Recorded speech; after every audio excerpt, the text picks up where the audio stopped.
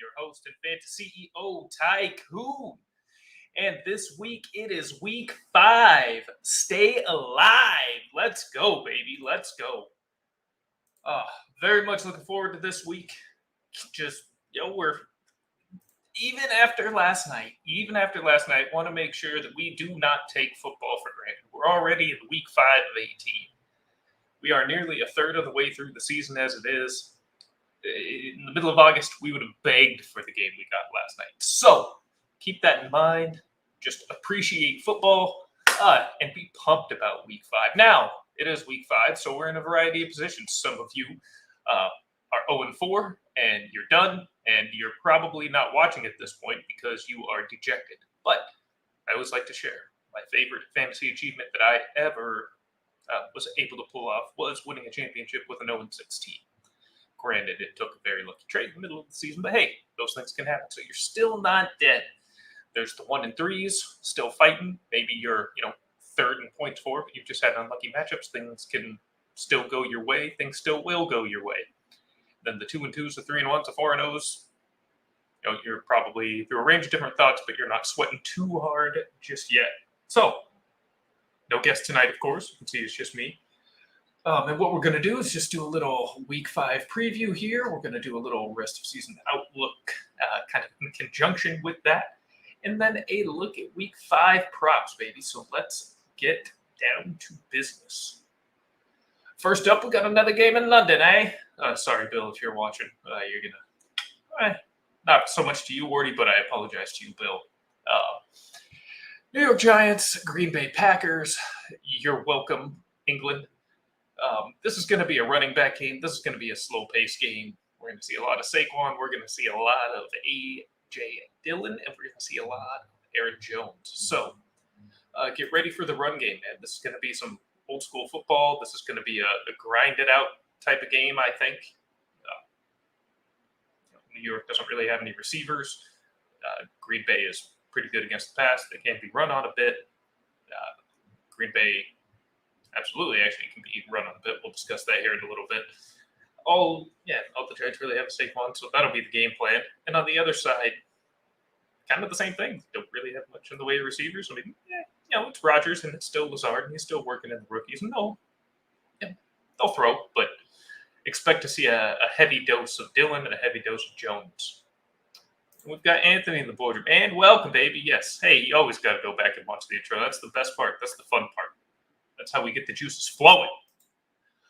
But not much going on in that game. So I would say be excited about the running backs in London, and I probably would temper expectations pretty heavily for everybody else come Sunday. And then that leads us into Buffalo and Pittsburgh. It's, again, going to be relatively simple. I'm going to fade most of the Steelers in this matchup. Kenny Pickett's first start going against the league's best pass defense and the top defense overall, or a top defense overall. They're very good. Pickett is, while he's not the youngest rookie in the world, he is still a rookie here in the NFL. This is going to be his first start. So I would be very muted on what to expect from him as well, and any of his receivers, and Najee Harris. And given Pittsburgh's inability to defend the pass well, expect Allen and Diggs to have a big day. This will probably be a big Gabe Davis day, since there's going to be no McKenzie, there's no Crowder, there's going to be no Knox. So even if Gabe's not 100% yet, this will be one of those chances for him to likely be a little more involved than he's going to be during most of the course of the year. So for those that were bullish on him to start the year and very stoked after week 1, you can be excited again, because I do think you'll find yourself with a very nice Davis day as well. But Allen, Diggs, fire him up. It's going to be beautiful. Now, in the mistake by the lake in Cleveland, they are hosting the Los Angeles Chargers. That's right. This bad boy's got some shootout potential. I think it's going to be a big jump day, first and foremost. That's the main thing I want to stress. So for those that did draft the current fantasy RB1, congratulations. That's going to continue to be the case this Sunday, and you will be very happy people. Kareem Hunt's probably going to likely have a nice day as well.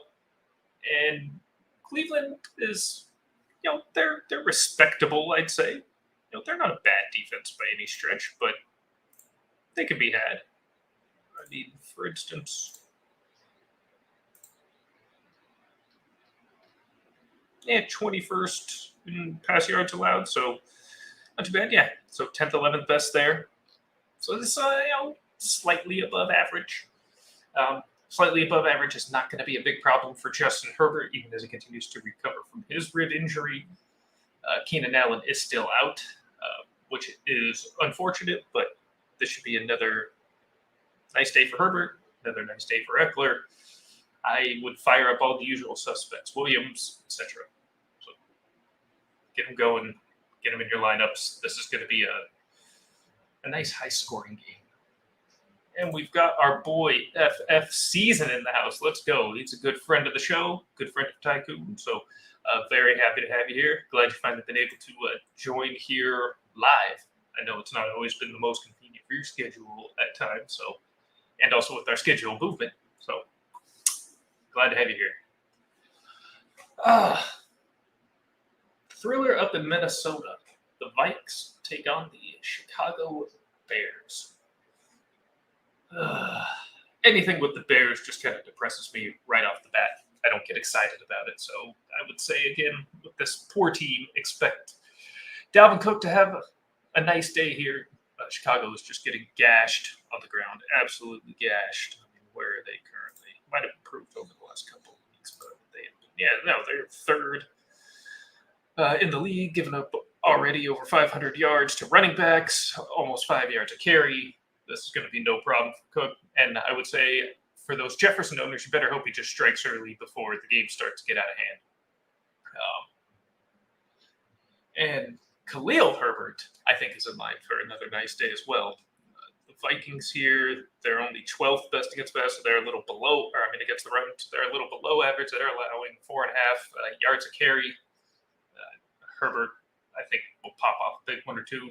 Going to get a lot of volume. We'll see. I know reports seem kind of positive on Monty right now, but even if he is in, I still expect him to be managed and would be very excited about Herbert. I would not insert Montgomery just yet. Before we get to our next matchup, we got Gitz here. We got a question, so let's take a look here. 12-man, 3-quarter PPR. That's interesting. I like that. Zach Wilson, Dak, Saquon, Monty, Cup, A.J. Brown, London, Schultz, Godwin, Benches, Keswick, Bateman, Myers, Dodson. Well, you definitely need help at quarterback, and you do seem to have a surplus there at wide receiver.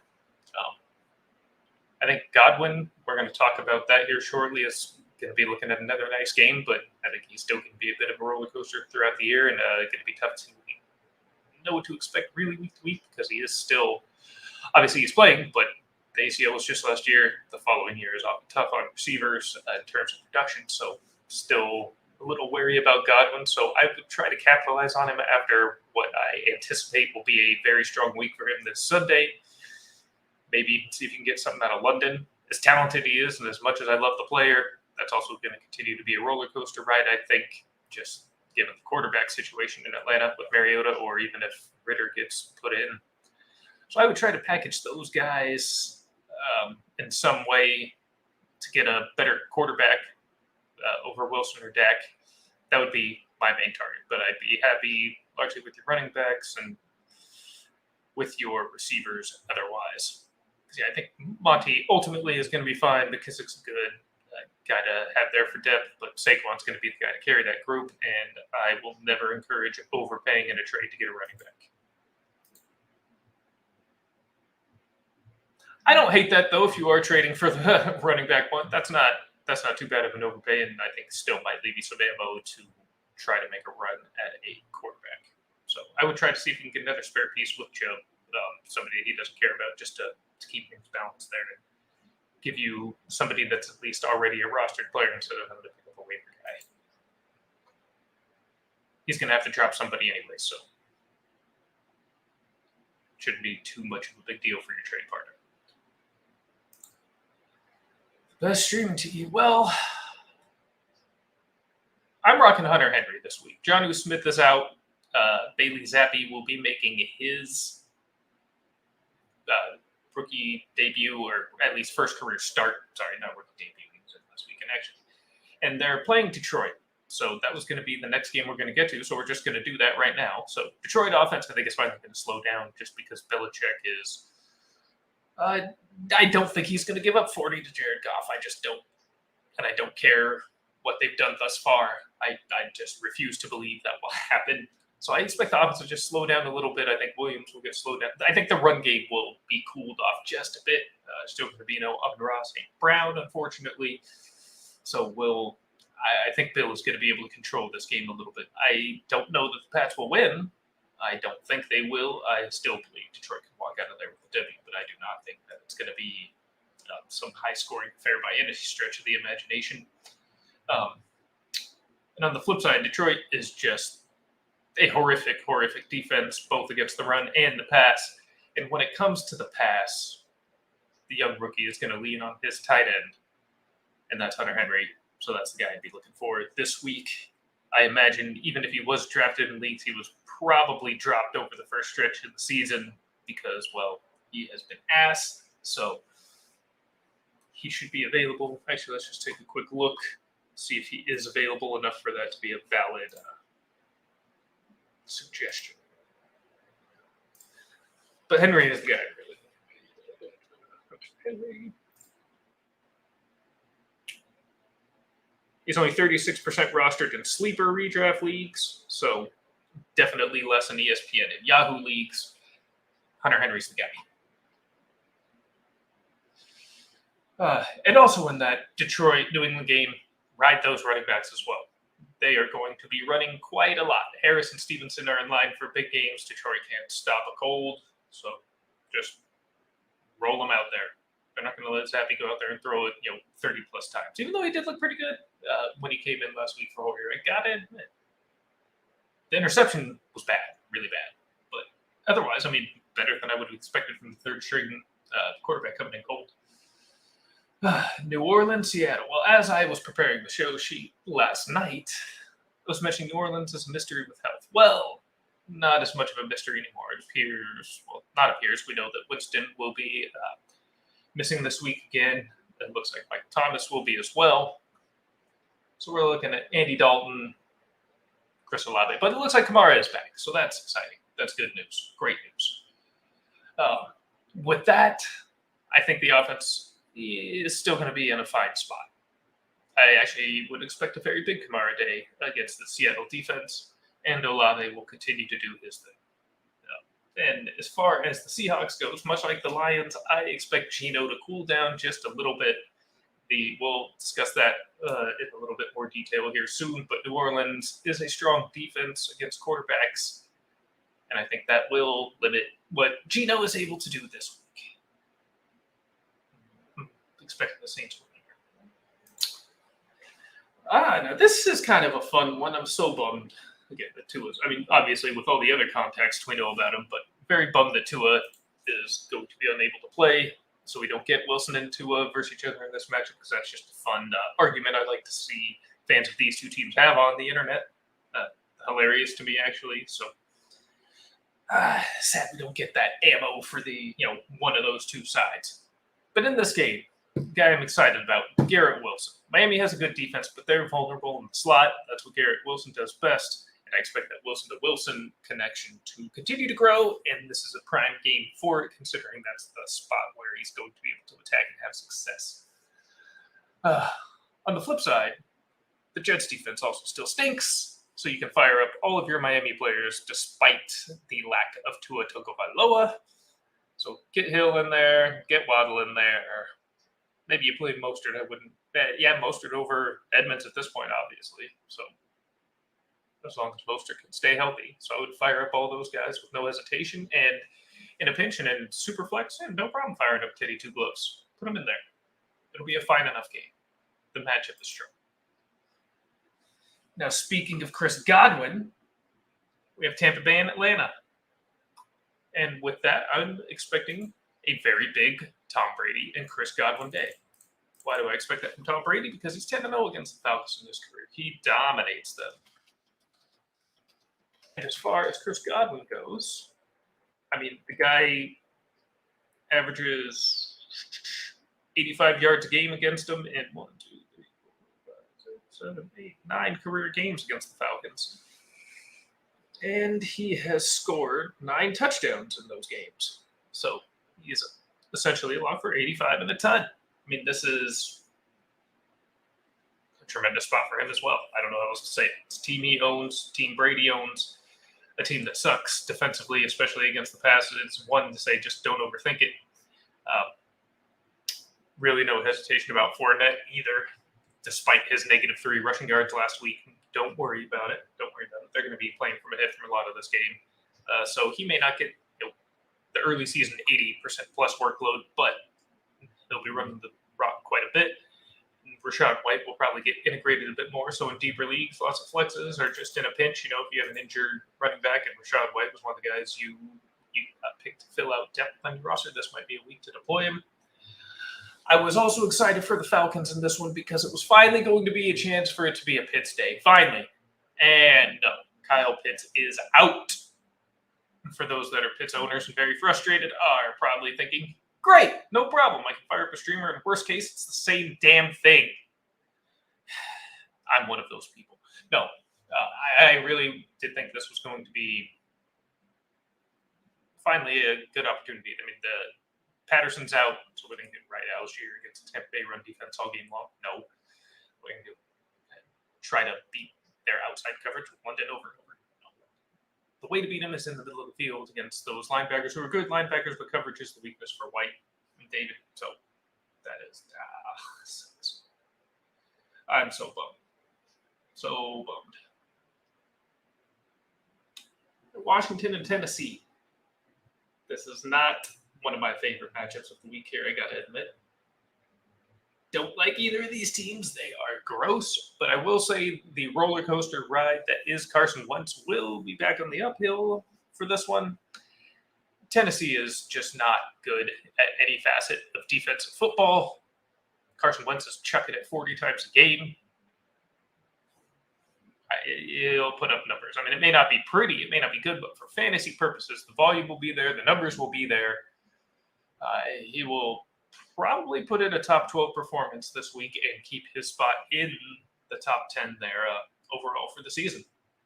And on the flip side for Tennessee, I mean, Washington is just as gross defensively. Burks is out.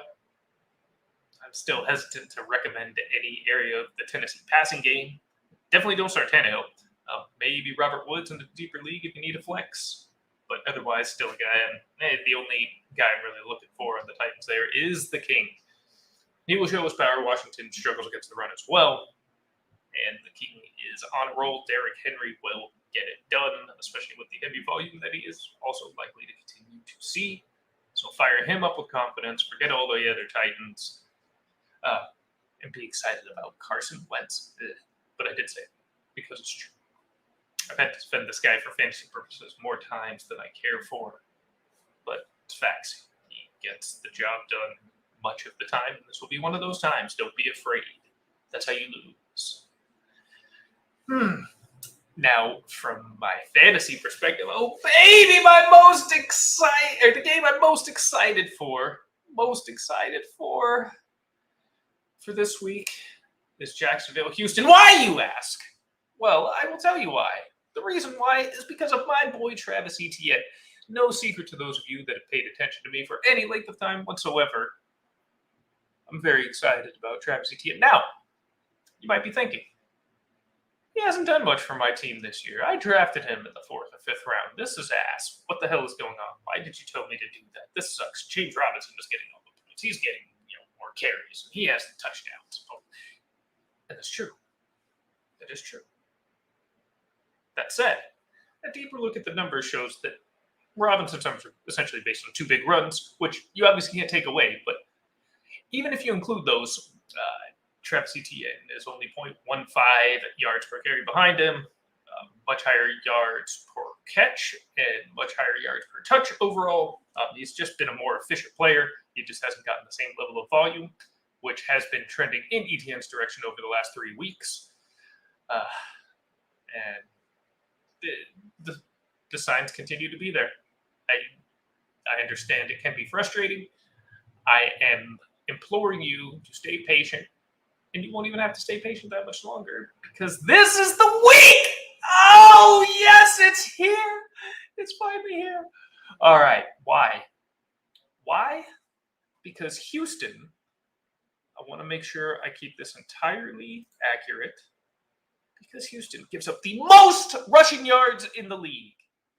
They have also, or let's see, hold on. They also give up the 10th most receiving yards to running backs in the league, which includes giving up the 9th most receptions to running backs in the league. So, sorry, I gotta come down, just trying to breathe. Point being, everything is there. Usage trending higher and higher in his direction. The perfect matchup. It's all there. And especially if this game gets out of hand, which it could, he'll especially get a chance to see more volume.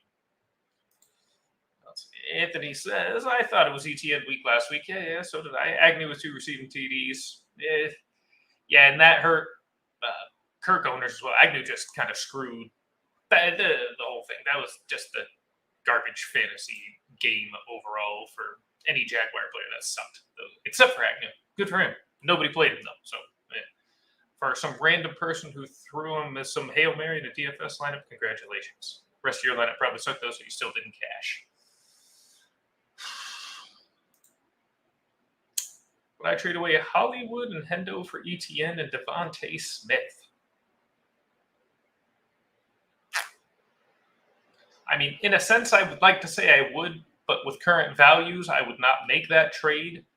I would look to either give up less or get more. I don't know the whole roster situation on the other sides, but I would say you're giving up more value-wise right now, and I would just try to maybe get a better receiver than Devontae if you can.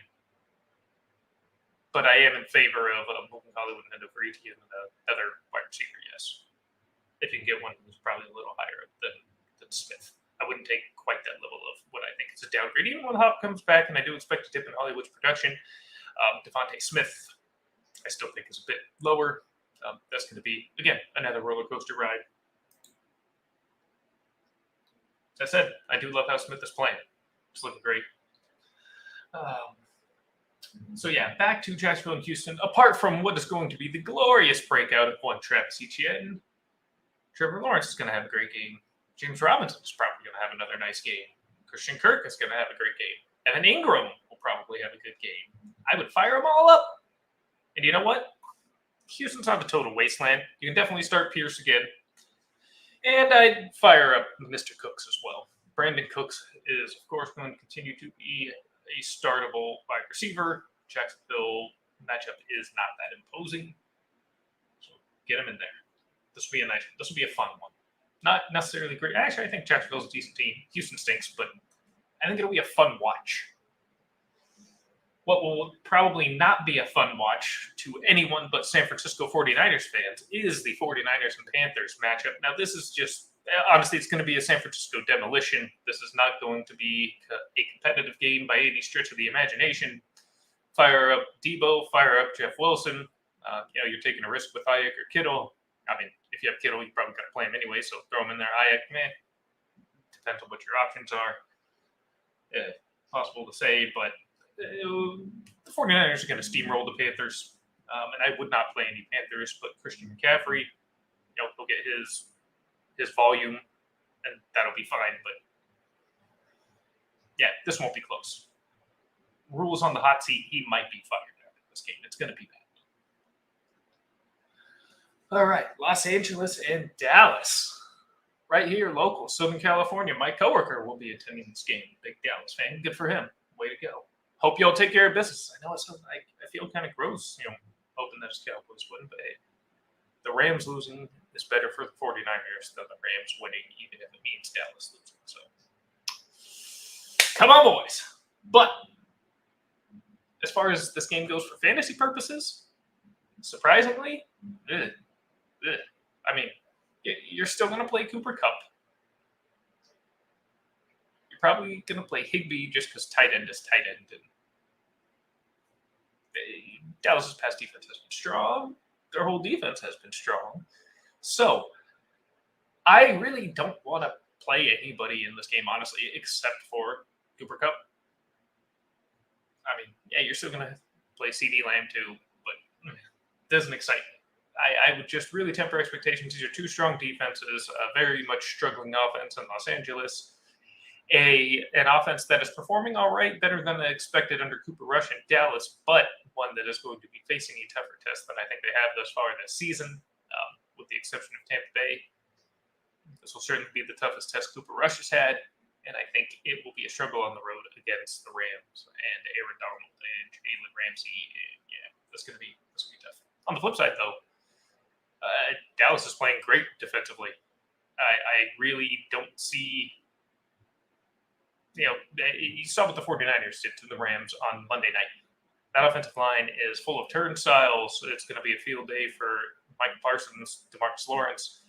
I'm sure that Diggs is licking his chops, just waiting for a beautiful Stafford pass to intercept. This is not going to be a high-scoring affair. I think it's going to be very much a grinded-out game, and one that I think Dallas is probably going to come out on top again still. It's wild to say, but I think they will. They're getting a horrible vibe around the Rams, man. They just do not feel, I don't want to say Super Bowl hangover, but something, it just, the sense is off. The energy is off. Just like Denver. It's not just what happened last night. This whole season, something is off. That's the only way I can say it.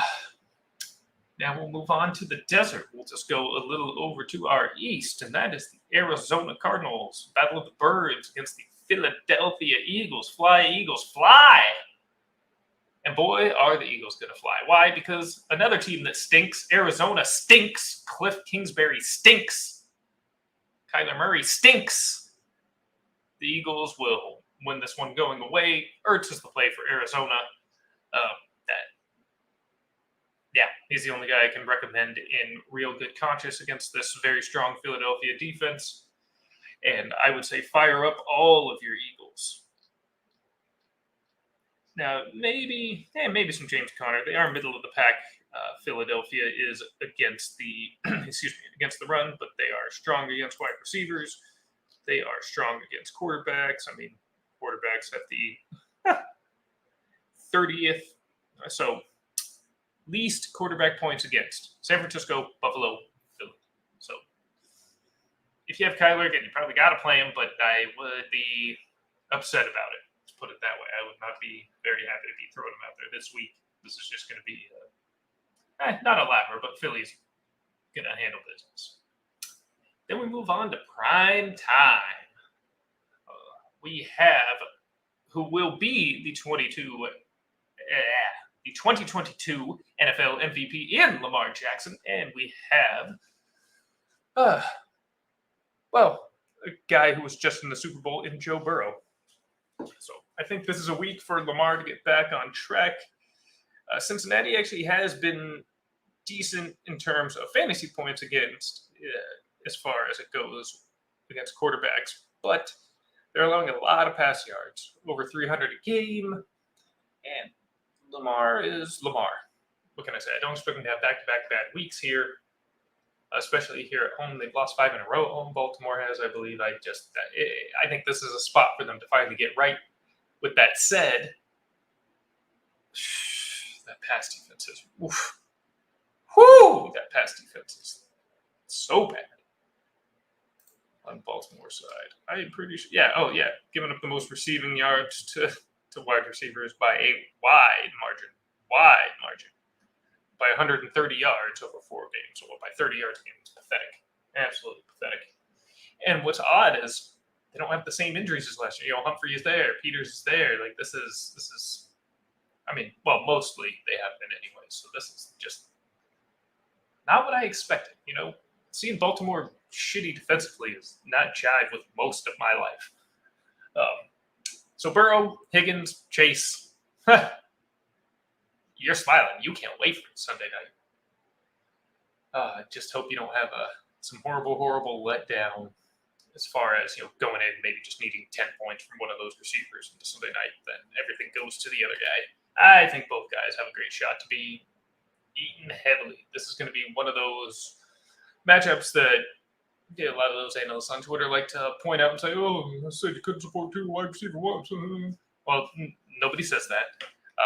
Burrow certainly can, and I think he will with both Higgins and Chase this Sunday evening in Baltimore. He's going to get eat because, I mean, I might be able to get a catch against this Baltimore defense right now if Joe Burrow was throwing me the ball. I might be able to get open. It's crazy. At least I might be able to make a catch. I mean, maybe I don't even have to get all that open. I mean, I'm certainly not fast, quick, agile, but I can catch. So if the ball's near me, I mean, I can bring it in. Now, when I get hit, though, I might die. So there's the downside. And lastly, Monday Night Football. That's right. The Manning cast. We have a Manning cast this week, right? Will be in Kansas City. We will have the Chiefs. We will have the Raiders of Las Vegas. And in this matchup, Mahomes is going to Mahomes. Raiders will keep up for a while, though. The offense is looking decent, looking good. And I think we have a very high-scoring game ahead of us. I would play, honestly, everybody you have from either of these teams. Fire up Mahomes, fire up, obviously, Kelsey, fire up Juju, fire up CEH, fire up Carr, fire up Adams, fire up Waller, fire up Jacobs. Let's go, all of them. All of them. Pretty much anybody but MVS and Harden. And Renfro, okay, maybe not Renfro, but everybody but that. That's what I would say. FPPR this week, Deontay, Garrett Wilson, and Woods. Well, this is perfect as we're going to go into our prop picks here in just a second. And Deontay was going to be one of them, but the line shifted too dramatically for me to include it. Thunder on his receiving yards was at 57.5 at last time I checked. I believe it was all the way down to 51.5. So, yeah, Deontay is the guy I'm out on this week. Wilson and Woods is who I would fire up this week in FPPR. So with that, prop bet time, baby. Yes. Let's make some money this week, huh? Week 5 prop picks. Now, did not have an episode for week 4, so we will mention that the last episode on the Boardroom, our picks were 3 and 2, which brings us to 7 and 3 overall of picks here in the Boardroom this season. We've done them for weeks 2 and 3, and now we are going to have them for week 5. So, actually, reverse course. Now, we do them every week. They're up on the Discord. I post them. I post my first picks usually on Wednesday evening. That's when I'm able to take the first look at a lot of the good lines that are out there. So, what I would say is make sure that you are signed up for Discord. You can have access to these picks a couple days earlier at the best lines available. I had several that I was going to include on this list and had to adjust because the line shifted just too dramatically. I was going to give you Nick Chubb over on rushing yards. 86.5 is where it was at. Fantastic number. Yeah, 92.5 last night when I looked because a couple of popular cappers out there on Twitter were on it as well yesterday and juiced the shit out of the line. So thanks, guys. Ugh. But anyways, we still have some banger picks here to go and place here in week 5. So Saquon Barkley, as I was mentioning earlier, over 76.5 rushing yards. That can be found on Prize Picks. Well, it could be because now it's 77.5, but you know what? I would still play it at 77.5. Why? Because, well, you don't overthink this one. Green Bay allows the 5th most rushing yards. Saquon is the league's leading rusher. Green Bay has allowed a rusher to break this number in 3 out of 4 games so far. To the 80s. And they have a strong pass defense. New York has no receivers. Saquon is going to get lots of volume against a bad rush defense. Thus, 77.5 yards might be right. I would honestly take this up to 79.5. I think he's gonna break 80. On top of that, standalone game in London is an opportunity. Saquon has been pretty clear that he's not happy with the doubters and hasn't been. All offseason saying, if you've got this energy, keep that energy. When I'm back, when I'm in, all that. And there's just some posts early on in the season saying, trying to act like I wasn't him. So, those that have been in Saquon's camp this entire time, like yours truly, know that he's going to be looking to make another statement here in an international standalone game. This is exactly where he's going to want to shine. and he's going to do just that against a poor rushing defense. Now, we move on to one that I think is honestly, I don't even know how this line exists. In fact, I need to make sure that this didn't get just duped down because it's a fantastic under.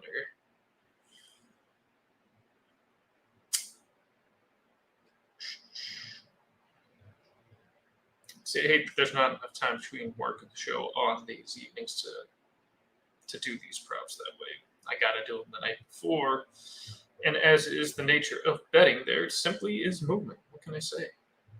And also, sleeper stinks, and the stupid squad mode, which is where this picks from, you cannot do it on the desktop. It can only be done on the phone. Super frustrating. One.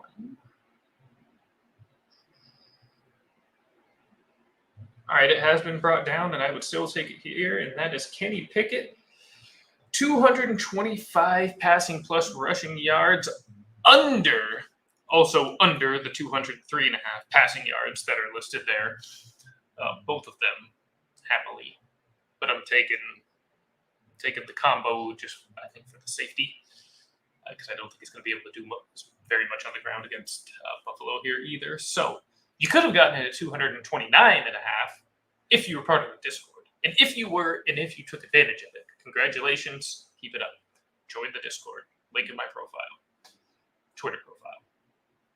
QBs under Buffalo have not been able to surpass this number in 3 out of 4 games so far. Only Stafford was able to exceed this.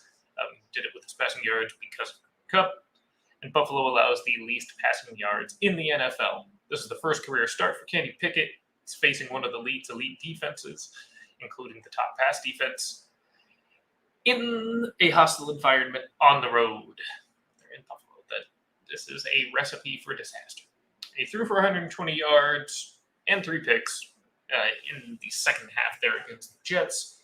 Buffalo is just a whole different monster. They're going to have this kid under duress all day. This is going to be a very, very rude welcome to the NFL for one Kenny Pickett.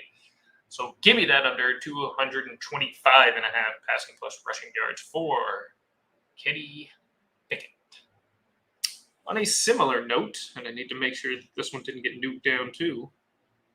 No, this has risen. This actually went in our favor. This is strange, but we're going to bring it up anyways. And that is Baker Mayfield.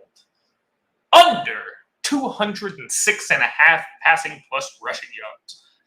So I didn't get the best line in this one because it was 205.5. That one can be found on Sleeper as well. Again, quarterbacks against San Francisco have only been able to exceed this once in 4 games, and once again, it was Matthew Stafford because of Cooper Kupp. Baker himself has also only exceeded this yardage total once all season, and that was week 1 in his revenge game against Cleveland. Dude has been an absolute unadulterated disaster. And again, this is just a case of not overthinking it. We've got one of the league's worst quarterbacks facing one of the league's worst quarterbacks facing the league's best defense. That includes a man that is still out for the dude's head in Nick Bosa. He hates Baker. He is never going to let the flag plant go. Ever. It's on site with Baker. So, I'm not even sure Baker's going to finish this game. And not because of Nick Bosa, but just, not injury because of Nick Bosa, but performance. And I'm not sure Matt Rule is head coach of the Carolina Panthers come Monday afternoon or Tuesday morning. I think this is going to be very bad. Baker is not going to, unless he somehow gets a couple of screens that McCaffrey's able to break and we just get very unlucky. Yeah, this is not happening. Baker Mayfield under 206.5 passing yards plus rushing yards. We're back to the well with our boy here. I feel like every week in some way, shape, or form, he's making an appearance in my picks. But Stephon Diggs, come on down for your for 77.5 receiving yards. Make sure that this hasn't gone crazy. Ooh, it's gone back up on Sleeper. But we had a better number in Prize Picks. 82. Ooh, he has gone up a lot. Ooh, in the low 80s. You know what? I gotta I got to pump the brakes a bit. I don't know that I am as confident in that. 82.5 here. You know what? No, I'm still going to say at 81.5 on Sleeper. I would still take that. Do it on Sleeper. Don't go to underdog price picks for this one. Diggs 81.5 receiving yards. But again, this is one you could have gotten at a better line if you're on Discord. Jeez, now you cannot talk to me. And finally, our final pick of the evening. Once again, let's make sure that this has not changed. Oh, it's gotten better for us. Yes. So, this one is Geno Smith, under 243.5 passing yards. I understand he's looked very good this year, especially the last couple of weeks. You know, Geno, credit, props. I mean, you're better than Russ, apparently. Like, shoot, who knew? Pete Carroll, I guess. Woof. So I'll give you your flowers, Geno. Give you your respect. Give you credit. That said, you are going up against a much, much stiffer challenge this week. And as you go up to face the New Orleans Saints, who are 9th in the league in passing yards, they have only allowed one passer to get over 243.5 passing yards, and that's Kirk Cousins last week in London with a little bit of help there. So this is going to be a really difficult challenge for Geno to achieve. I anticipate a bit more of the run game here. That's how they're going to try, I think, to control the game a little bit too against New Orleans, keep Kamara off the field. The biggest risk here, I think, is a deep ball connecting with DK or against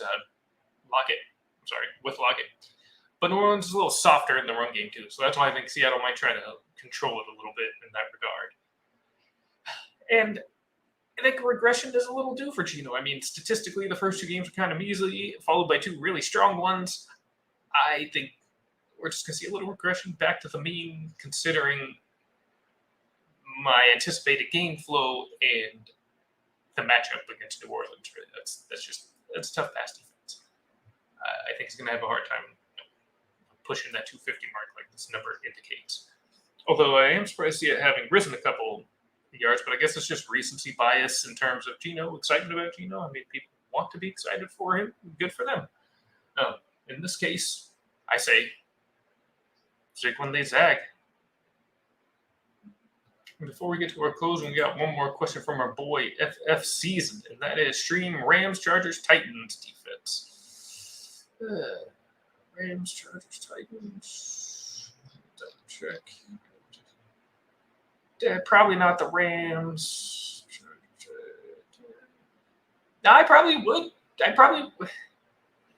See, the thing is, when it comes to picking a fantasy defense, it's really, for me, based around turnovers and sacks. So in this case, I would say Titans. I think the Rams and Chargers will probably have better, overall real-life performances, but I think your chances are much more live with the Titans for something like a pick six or a fumble being, a strip sack that could be returned for a fumble, doing that off of Carson Wentz. So, that's the way I go. They might get scored on a little more than the other two, but your chances of accumulating points via sacks and turnovers and the potential defensive touchdown are going to be higher with Titans. So, go with Tennessee. That's what I would do.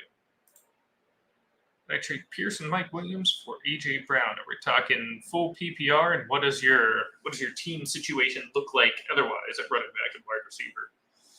In a vacuum, I would, but it really depends on how your team's built.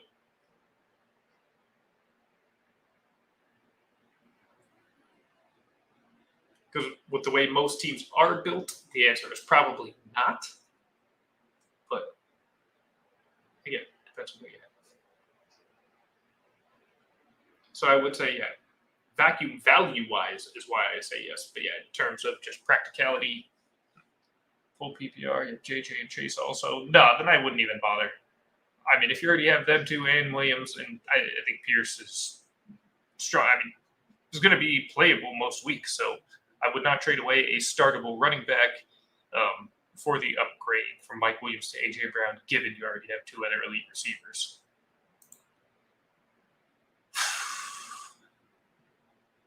I'd be very hesitant about Gibson this week. If I recall from some of our conversation season, you've got Stevenson. That's the boy I'm firing up. I would not fire up Gibson. Yeah, Joe Mixon and Pierce starting. Yeah, Pierce is a starter. Yeah, no, I would not make that trade legacy. I would keep Williams and Pierce given your team build.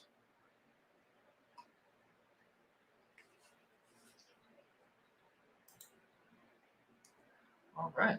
Sweet. Appreciate the questions, boys. Nice to end the show with a little bit of that. Yes. All right. One more question. When I start Kamara or Pierce, now that is Kamara. I mean, with Dalton under center, I like the chances of a check down game to Kamara, especially having a few weeks off. So, in theory, even though he's recovering from injury, quote unquote, a little more rested. So you see, okay. DM me later on season. I'll help you out with that one. But yeah, as far as Kamara and Pierce goes, even though I actually do like the Pierce matchup between the two, I can't suggest sitting Kamara when he's got a matchup against Seattle. There's just no way I can suggest that whatsoever, and especially with Dalton under center. There's no Kamara, no question.